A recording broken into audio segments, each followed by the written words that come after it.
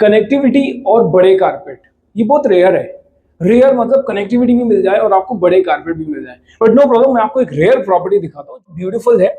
ये है 920 plus carpet का एक 2 BHK, जो कि मेट्रो स्टेशन से बहुत पास में है।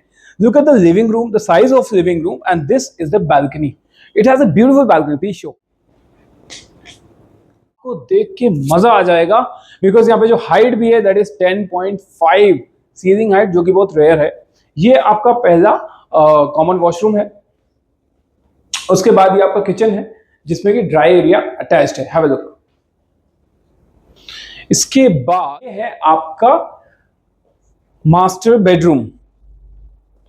जैसा कि मैंने बोला कि इसमें कारपेट बड़े हैं, तो इसमें जो वॉशरूम है वो दोनों ही रूम में अटैच है। ये है आपका second master bedroom. Again the washroom is attached, right?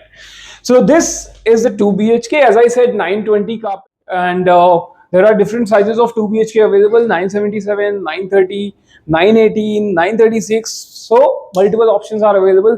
If you want to have more details of this project, please call on below mentioned number, because the reason is it is connectivity. It is located very close to metro station, and it has bigger carpet, bigger balcony, bigger apartment. Thank you.